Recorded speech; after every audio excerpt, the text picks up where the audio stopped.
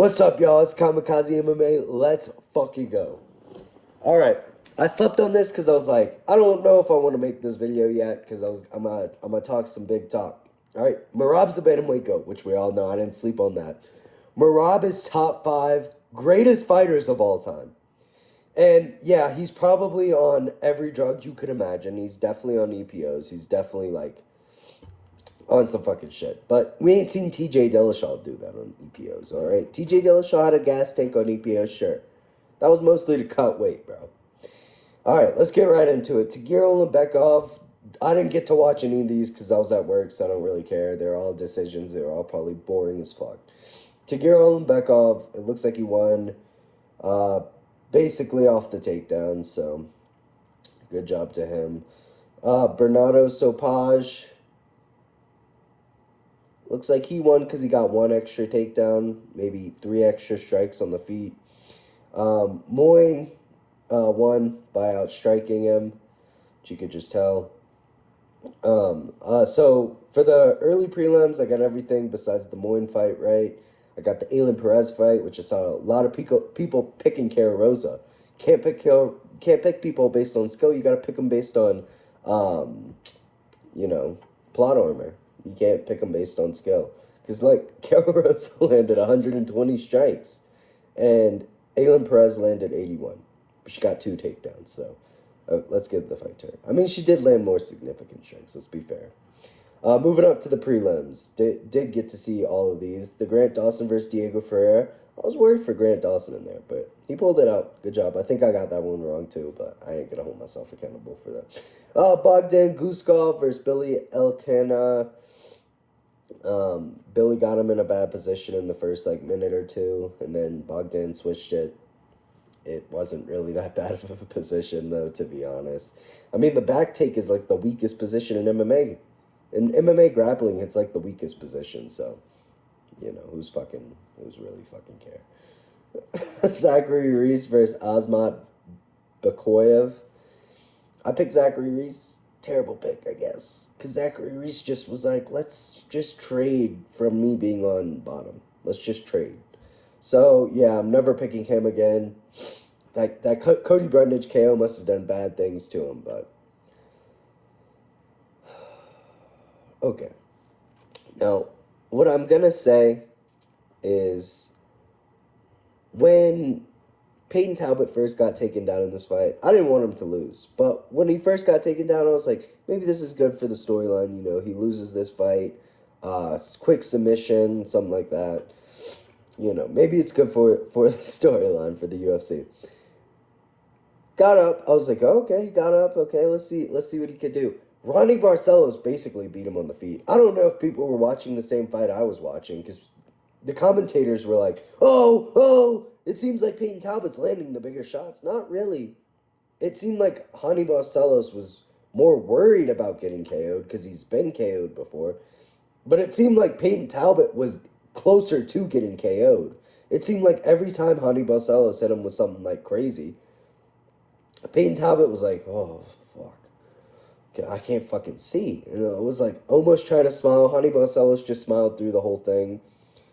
Some of the shots that Peyton Talbot hit him with were pretty good, but, bro, this fight wasn't close. I think people thought Peyton Talbot might have gotten may have gotten the second or something. I think it was 30-27. I think the judges got it right. I think it could have been a 30-25. First round, if you count the first round a 10-8 and you don't count the second, you're crazy. I'm going to look up the scorecards right now. Peyton Talbot. Peyton Talbot, Ferguson. That's so funny. I don't know if y'all heard about that, but I haven't heard about it, so I'm not going to talk about it. Is their scorecard not available yet? Okay. So, yeah. So, wait.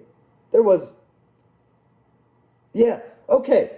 How do you judge the first round at 10-8, but not the third round?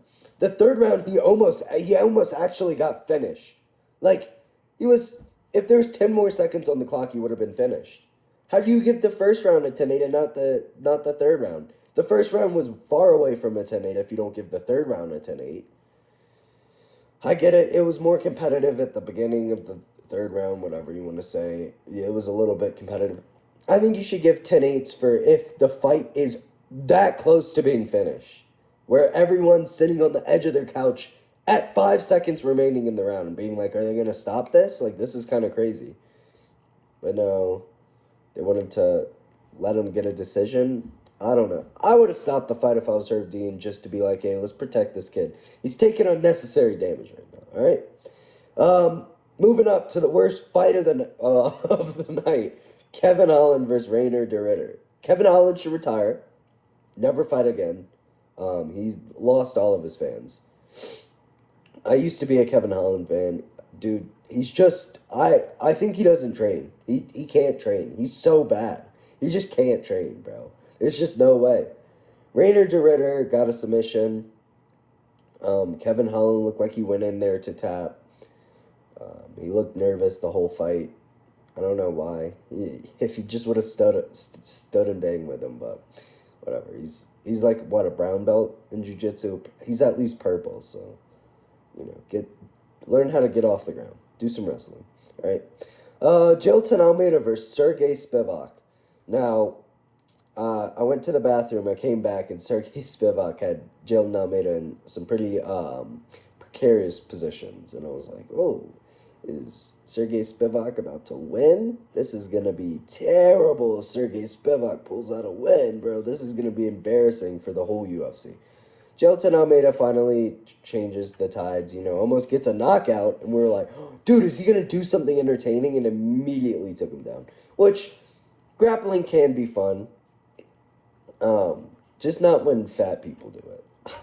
It's just not fun to look at, bro. It's like when they do anything else, it's just not fun to look at, all right? Shout out MMA Guru. Yuri Prohaska versus Jamal Hill. Now, MMA Guru's butt buddy got KO'd, bro. He got KO'd. And he got KO'd by the best Yuri Prohaska we've ever seen.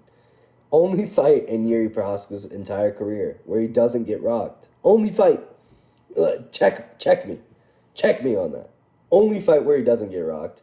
I don't know how Jamal Hill would have gotten the second round, to be honest. I think that was a 3-0 sweep for Yuri Prohaska. I mean, the second round was closer. It was like when they gave the second round to Sean Strickland because they were like, oh, it was closer than the first, so let's just give it to him.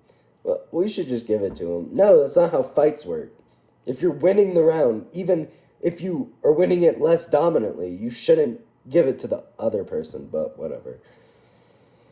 I think that was a little stupid, but Yuri Prohaska gets it done, and man, it was a fun fight. Jamal Hill is definitely more of a fan favorite now, I'd say. When you get KO'd, I think you become more of a fan favorite. When Yuri gets KO'd, it's sad because he already is a fan favorite. But when Jamal Hill, who everyone hates, gets KO'd, they're like, oh, now I kind of like this dude. Moving up. Brother, listen to me. But I got to say one more thing. I want to fight. No, I don't want to fight Ilia Topuria. I love Georgian, even though he's Spanish. I love Georgia. Who can this dude fight? Who can this dude fight? I'm being serious right now. Who can this dude fight? Umar should retire, bro. Man looked like he sucked out there. No, I'm just kidding. It was actually a pretty good fight. Merab has a way of losing 2 rounds and dominating a fight. I don't really know what that means to the world, but as a champion, he's lost 2 rounds and dominated the fight. Like, made the other person look like they didn't have a chance of winning. Now, in the Sean O'Malley fight, he got tagged to the body and he looked pretty hurt. Umar, which I predicted, Umar looked so tired. He looked so tired. Even in the first and second, you can ask my boys. Even in the first and second, I was saying, bro, I know Umar's winning these rounds. It don't mean shit. It don't mean shit. All right. I think Merab could have won the second. One of the judges gave him the second. I think you probably should have given it to Umar just based off of his last name. Really, I mean, you really got to take that into account, right? But Yeah, I mean, even in the first and second, I was like, dude, Umar's gonna gas out so quickly. Like the third round rolls around and Umar's already gassed. Fourth round rolls around, I'm like, he's getting the finish, bro. Umar is done, and he could have gotten the finish, but instead he does this. He fucking fucking looks around for he showboats for the whole fourth and fifth round. It doesn't even look like I don't think Merab wants finishes. I think he wants to completely humiliate his opponents and make them believe that there's no chance they can beat him. I think he could have finished Umar at any point in the fourth and fifth round. He got close, but he kept showboating, which was fun to watch, but it kind of made me mad because I really wanted to get that prediction right. But it's whatever. I think I was the only MMA YouTuber picking Merab, so do with that what you will. And I said it wouldn't be close, which it really wasn't. All right? The closest round that Merab won was the third, and that wasn't really that close. The first and second were pretty close, and guess who won those? Umar. Merab's Damamish Willie, he's dominating. He's just dominating these guys. They don't know what to do. So, yeah, that made me super happy. I was on cloud nine. I came over here, sat down, started looking at X for a little bit, got distracted because I forgot there was a main event, And I love Money Moicano. I knew there wasn't a high probability of him winning. I was hoping he would give us a Khalil Roundtree-esque performance, put some damage on Islam. He KO'd him in the first, Renato KO'd him. The ref just didn't step in at the right time, And so we get a first round submission. Darce choke. That was sad. Especially coming off the Merab win, I was so ecstatic. I was like, bro, tonight is the night, bro. We got Yuri, we got Merab, and now we got Renato Moicano. We got Ronnie Barcelos somehow won the fight. Man. Islam looked okay. Dude, I mean, definitely top 10 all time. But, honestly, he hasn't fought Umar. Or he hasn't fought Umar. He hasn't fought Arman. I think Bilal would kill him. I think Ilya would kill him. I think Arman would probably beat him, to be honest. So I don't really rate this dude as highly as I did before. His striking looks pretty good still. Renato knocked him down, which you could say, oh, it was just a slip. But the way he fell was a little different than a slip. A little different. It could have been a slip too, but he definitely got hit. He definitely shot the takedown right after that because he got hurt. I don't think he's beaten Arman if they do the rematch. I think they should do the rematch, especially after that performance. Just quick turnaround. Maybe May do Islam versus Arman too. If Arman pulls that again, cut Arman. Because no one really cares about Arman, No one's really a fan of Arman Sarukian. He's the babyface assassin. Real one, not Stephen Curry over here being... I ain't gonna get political right now. Stephen Curry over here being like, oh, I want my daughters to kill their babies. Yeah, all right, bro. I guess he is the baby-faced assassin because he wants to kill babies. But let's get off that subject. Renato Moicano is one of my favorite fighters. Oh, Merab is my favorite fighter. Which might give me some hate. I don't fucking care. Alex was my favorite fighter. Merab is my favorite fighter. I just excited to watch this dude fight, bro. He's going to be turning 35 in his next fight, so this is probably his last win.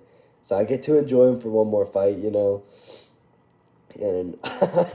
it's like a weird thing where I'm like, I don't really care if this dude loses, but I just love him so much. Like it's okay if he loses, and this is the best circumstance to be. It wasn't okay if he lost to Umar, though, because Umar's shit, all right? Umar is not as good as he wants you to think, all right? He beat up a Corey Sandhagen who was switching stances at range, which I said that Merab is completely different than anyone Umar's ever fought. And if he fought a good Corey Sandhagen and beat a good Corey Sandhagen, I'd be like, okay, maybe he's going to kill Merab. He beat a Corey Sandhagen that did nothing but switch stances at range and barely won that fight. He barely won. And he was switching stances at range. I'm so glad Nurmagomedov lost. That's the real thing. Fuck these Muslims, to be honest. And if you're a Muslim and you're going to be, oh, why you say this about me? Bro, look up IQ related to religions. Just look it up for me, all right? And we'll get that all sorted out. So yeah, this 312 card is terrible. But I don't really want to get into that. I was just really happy my boy Merab won.